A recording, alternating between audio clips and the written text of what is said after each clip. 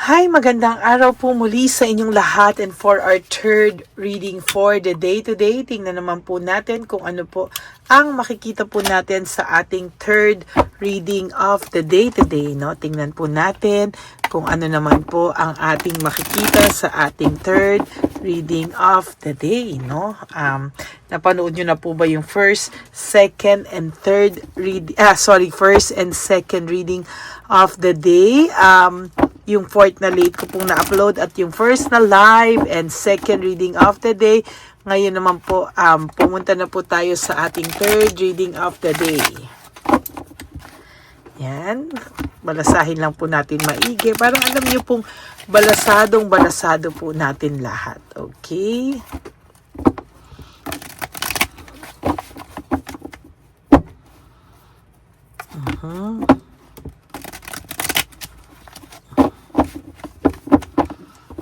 Okay. Yan. So, game po. Pili na po tayo ng 10. 1, 2, 3, 4, 5, 6, 7, 8, 9, and 10. Pili naman po tayo ng kanyang kasanib puwersa, ang ating Black Lover Oracle. Pili naman po tayo ng 10 cards.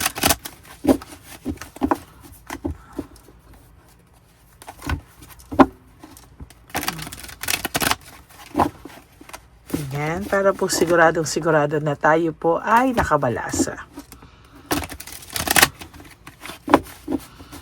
I'll try to do another live reading mamayang gabi po pag uwi ko, no? So, tingnan lang muna po natin kung ano po ang makikita natin. So, pipili muna po tayo ng 10 cards.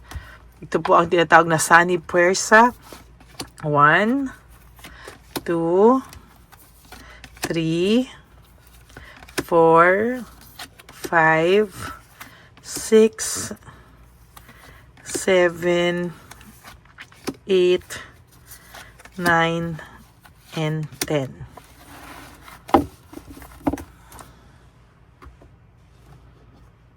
Okay.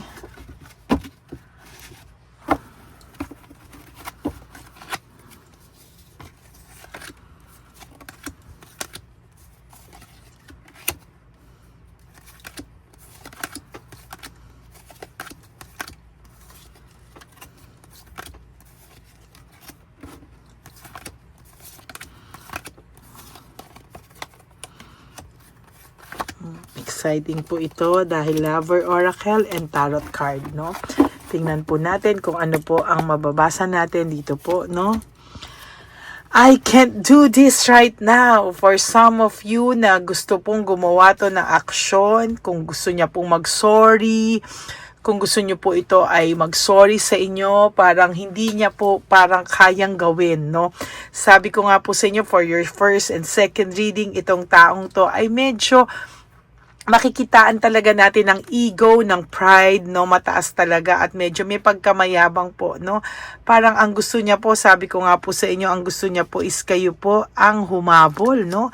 At sa nakikita ko po ay talagang magulo po ang kanyang isipan at wala po talaga siyang naiisip kanya, magulo yung samahan nila ng third party, pero parang kahit gustuhin niya pong lumapit, hindi niya po magawang lumapit, ano? Error of judgment. Nagkamali daw po siya ng akala or nagkamali daw siya ng tingin, ano? Kung akala niya po ay hindi mo kakayaning mawala siya, no? Parang nagkamali daw po siya at parang kinakaya mo daw po ngayon na wala siya sa buhay mo, aray, no? Sa nakikita ko po, sa mayabang po ito, no, siya daw ang bukod tanging lalaki or babae na minahal mo sa buhay mo. Iba daw po, yes, medyo totoo to, no, yung kayabangan niya na to, may proof na iba talaga po yung naramdaman mo dito sa person na to. Iba po talaga yung naramdaman mo dito sa taong to, and talaga pong na-in love ka talaga, or iba po yung spark na naramdaman mo sa taong to kesa sa mga naging previous relationship mo po. Kaya medyo may dating pong kayabangan din talaga siya, no? Marami po siyang namimiss na opportunity, loss of opportunity, missed chance. Ang dami niya pong pwedeng panahon na humingi sa iyo ng sorry. Napakadami niya pong panahon na pwede po siyang bumawi sa iyo, pero parang hindi niya po kasi parang hindi niya po yan tinake advantage, no? Kasi nga, pakiramdam niya, ikaw po ang hindi makakakaya na mawala siya sa'yo, no? Medyo mayabang, no? So, ngayon po, these feelings are eating me alive. Ngayon, nakikita niya na nagkakagulo sila ng third party. Ngayon niya nakikita yung difference nyong dalawa. Ngayon niya po nakikita yung difference mo sa person na ito na kanyang kinakasama or kasama niya ngayon, na ikaw yung bukod tangi talagang sumuporta sa kanya sa lahat ng aspeto ng buhay. Maging ito po ay emotionally, mentally, physically, at financially, no? Lahat ikaw po ay nakasuporta, no? Marami po siyang naging kasinungalingan sa iyo, deception, strategy, tactics para maawa ka po talaga sa kanya, no? And parang manipulate ka po niya, no? Talagang marami po siyang ginawa, and somehow nasasabi niya nga po, bakit ba siya ganito, no? Bakit na hindi pa siya daw nakontento sa iyo, at doon po siya sobrang nanghihinayang, no? Sabi niya, I wish I could be a different person. Sana hindi na lang daw siya ganyan. Sana daw ay hindi kayo nagkakagulo ngayon, dahil sa totoo lang, yung pagkatao niya ay nakagugulat din siya, no? Parang hindi niya akalain na ganito siyang klaseng tao, no? Pero the good thing here is, kahit hindi niya po aminin sa'yo, no? Kahit hindi niya aminin sa'yo, nakakaramdam din siya ng takot, lungkot. Kaya lang medyo selfish po ito, makasarili, no? Selfish and greedy, no? Talagang makasarili po itong taong ito, and talagang iniisip niya lang po yung kapakanan niya, no? Hindi man lang po niya inisip kung ikaw, sa lahat ng tulong mo sa kanya, may natira pa ba sa'yo? 'Di ba?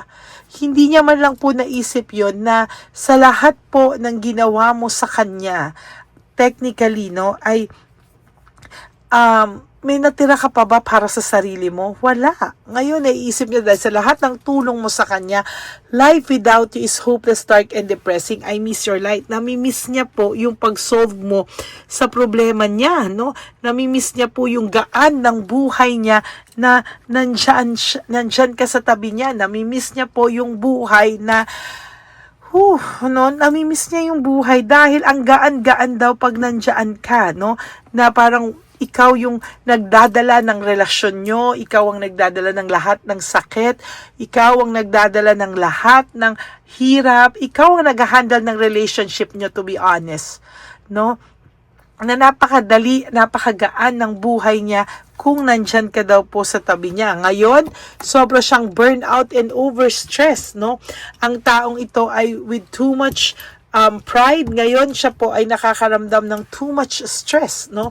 Hindi niya alam paano niya lulusutan ang mga bagay-bagay sa buhay niya ngayon, sa gulo ng buhay niya, lalo na nag-aaway sila ng third party. Hindi niya alam paano siya makakabawi, no? Bakit mo daw ba siya minahal? Question mark din sa kanya yan, kung bakit mo daw po siya minahal, no?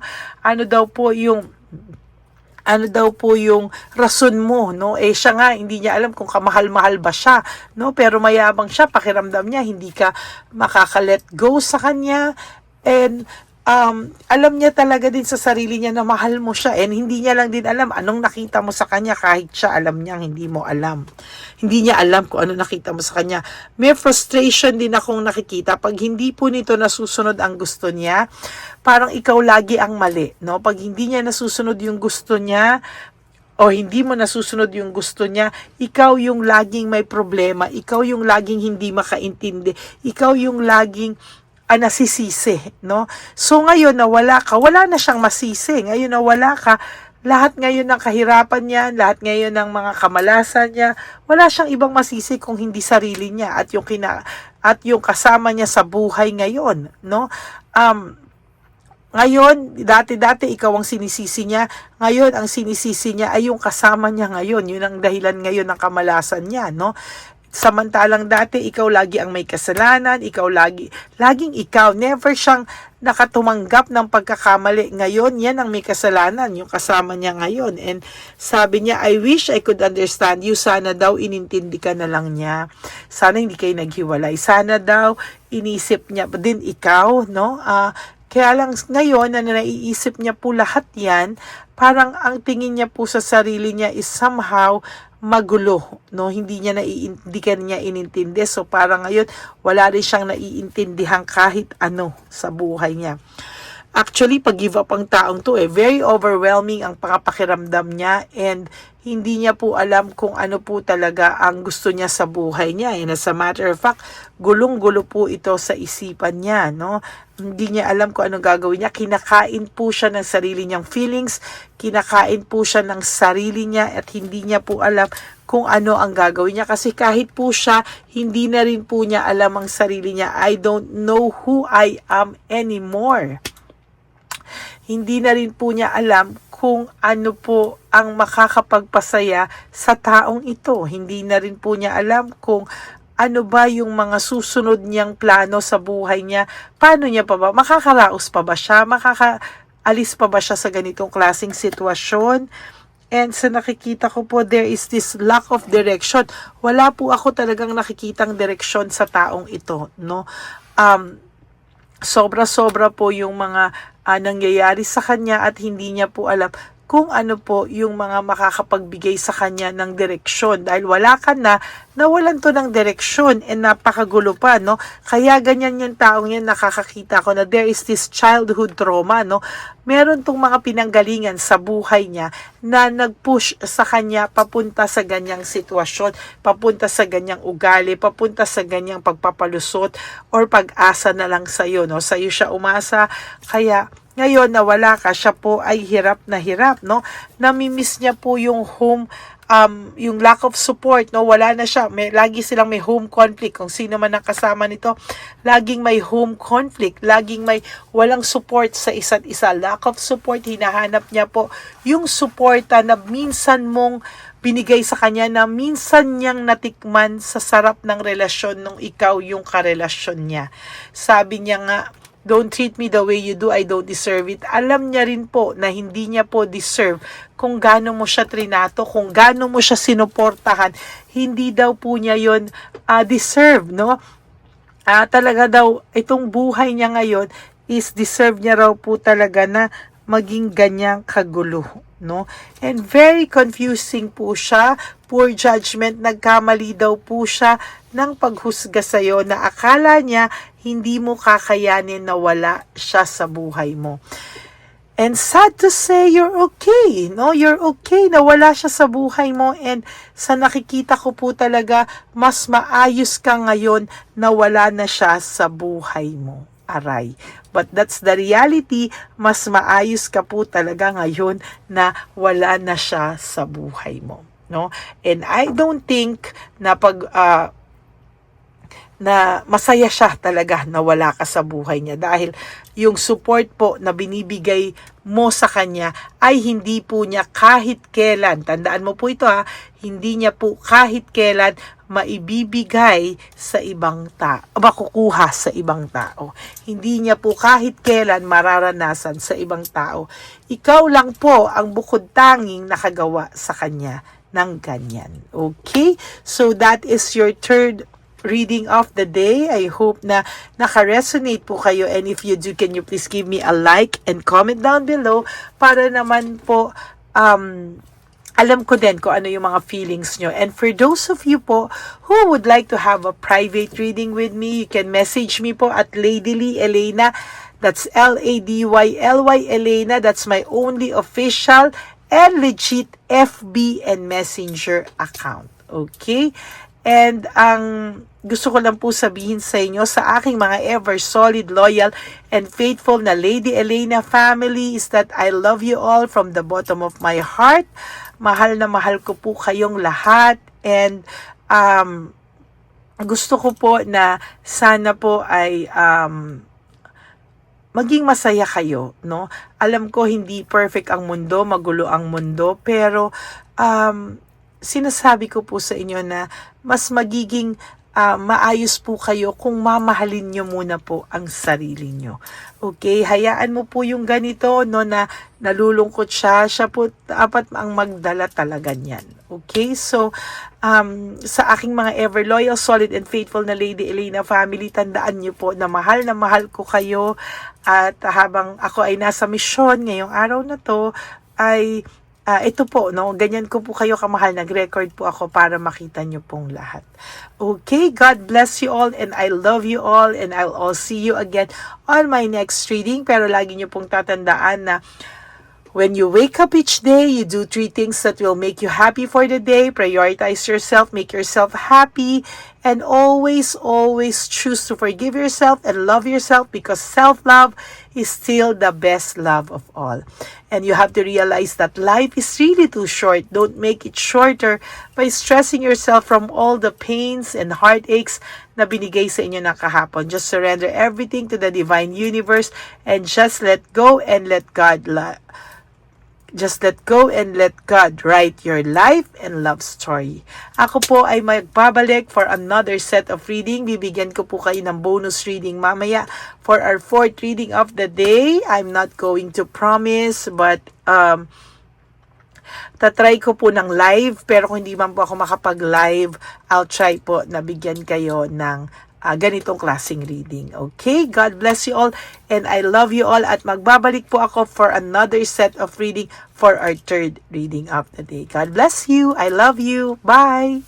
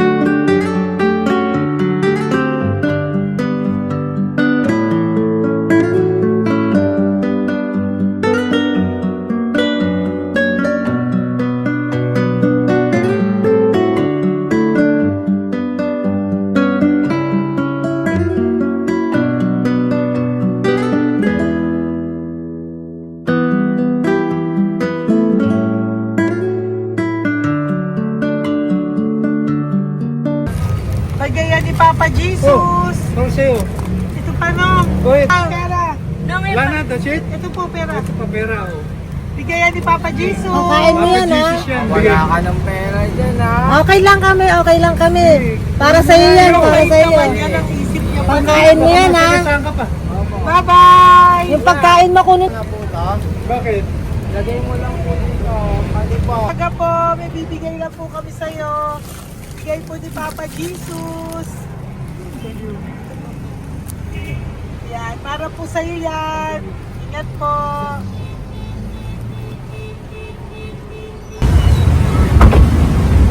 Magandang tanghali po. May bigay po si Papa Jesus sa inyo. Salamat po. Salamat po. Ito po. Salamat po. Sige siya po kayo sa Ampaw. Thank you po. God bless po, nanay. Ingat po kayo Apo, apo, apo. Naman po. God bless.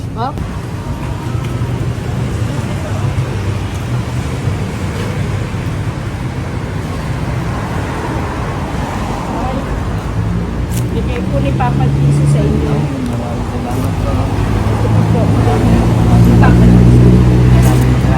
God bless po. Kuya, pangkain mo po yan, ha? Kain ka ba nandyan? Hindi po. Dito po nasa timbahan po. Ah! Sa music ministry. Doon ka nakapwesto. Opo. Sige po, bye po. God bless po. Ingat.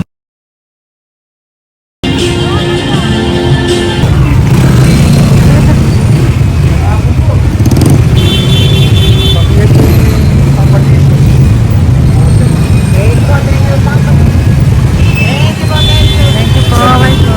Meron pa eh. Bigay po yung Papa Jesus.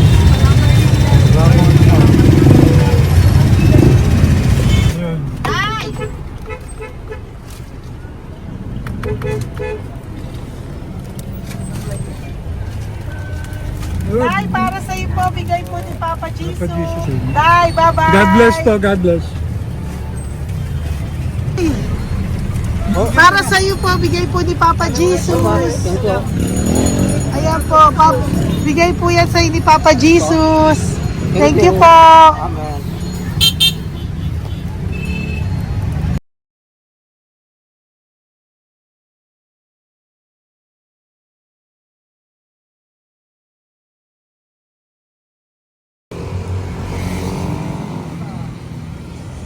Bigay ni Papa Jesus.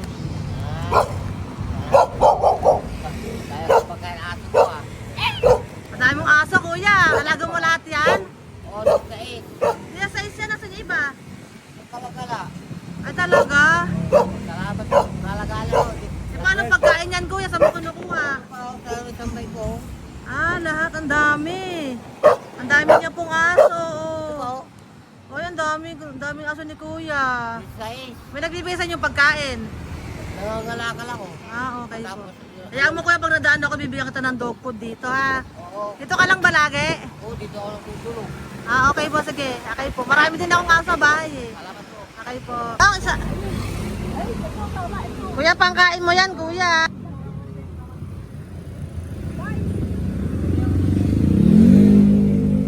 Nangangalakal ka, kuya? Sige po, thank you po. Maraming salamat, ma'am. May pagkain ka, nanay. Kahirap ng buhay ngayon. Ba't nandito ka, nay?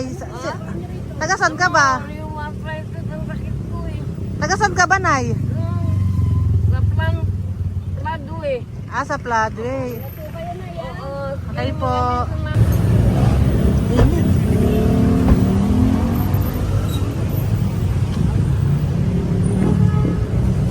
Nay! Bibigay ako sa'yo. Natandaan mo na ako. Ito. Ako po. Si tatay. Si tatay. Thank you, Nay. Habay po.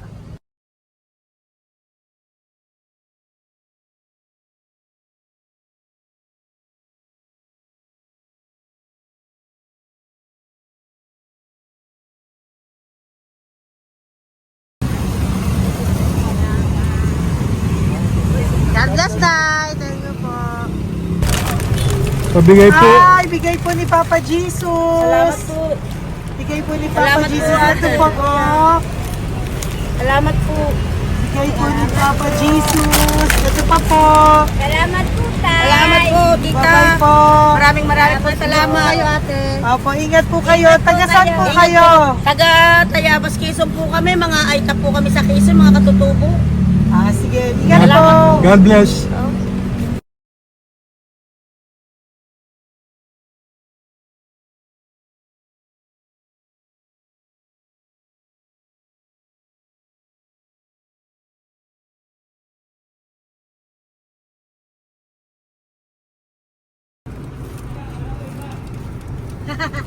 Tay, Tinatawag niya bigay po ni Papa Jesus. Thank you po. Ayan po. Sobrang Ang sipag mo naman, Tay. sipag niyo naman po. Kanina po kasi, taglagas ngayon, taglagas. O, pang merienda niyo po yan, Sige po, ha? salamat po sa inyo. Tapos yung road bags po, Kala ko uwi sino niyo po. binubusinahan niya eh. Sige Thank po, you na bye-bye po. Thank you po, salamat po, bye-bye.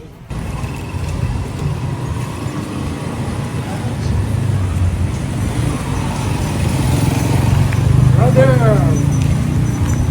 Basta, mabigay ni Papa Jesus sa'yo. Ang kaya mo yan, ba't hindi ka makatayo? Na ano ka? Okay. Sige, bye-bye. Hello po. Tama. Para sa inyo po, bigay ni Papa Jesus. Thank you very much. Sige po, bye-bye po. God bless you. Tay, magandang hapon po. Bigay po ni Papa Jesus. Ito pa po, Tay. Para sa inyo po. Bye-bye po.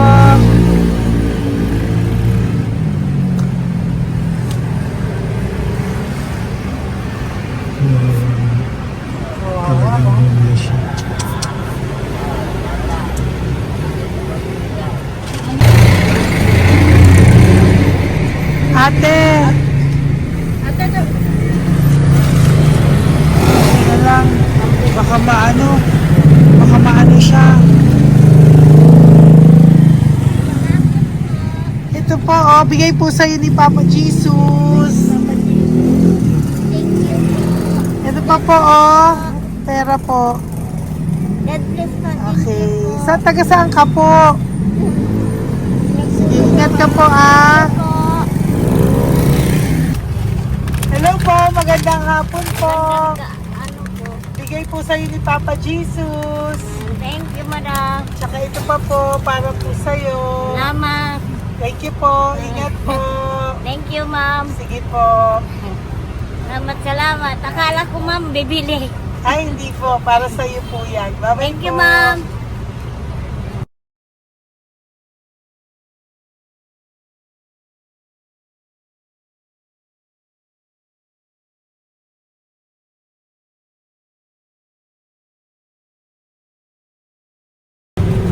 Ay! Hirap na hirap. Bibigay po ako ng puso. Hirap Dito siya. po tayo, dito sa kabila. Hindi mo siya lies pa yan. Kawawa naman. Tay, magandang araw po. Oh Lord. Bigay po ni Papa Jesus. Ito po, ano yung pandagdag po. Dagdag po. Bigay po ni Papa Jesus. Thank you po. Thank you po. Kawawa naman. Diyos ko, hindi na siya makaano. Ano? Pagkabang, may tatawin yan lahat. Ano kami yun, narinig ko lang. Siyempre, ang bigat niyan.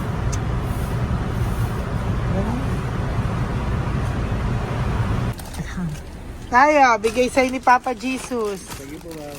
Ay, yung palinis po, ma'am. Hindi na po, okay na Thank you po. po. Ito po. Thank you ma'am. po. Thank you, sir.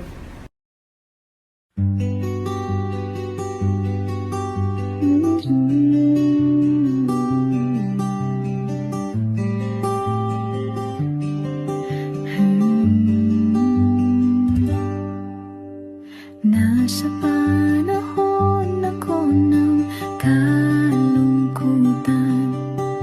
panahon na hindi ko alam ang gagawin. Nalilito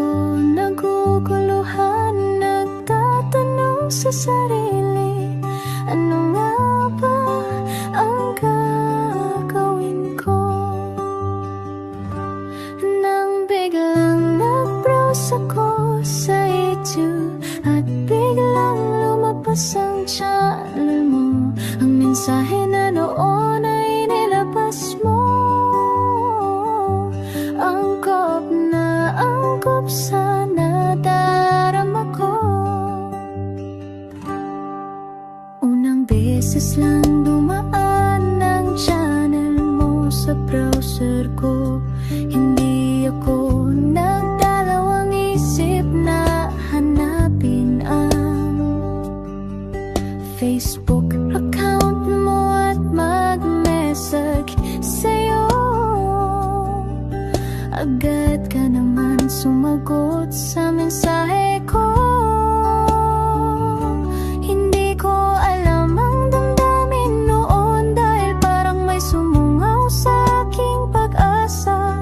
Nang kaliwanagan sa dilim ng gabi, dumating ka, ikaw ang sagot sa panalangin. Salamat dumating ka at nakilala kita, Madam Elena. Nabago mo ang pananaw ko. Noon ay malabo, ngunit ngayon ay may linaw na tinatahak.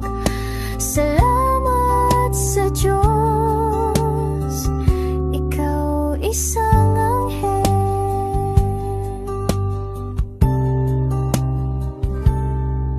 na inihulog sa lupa upang kami ay tulungan na magkaroon ng linaw sa buhay. Pinadaan sa'yo ang mensahe na nais iparating ng ating lumikha. Salamat sa buhay.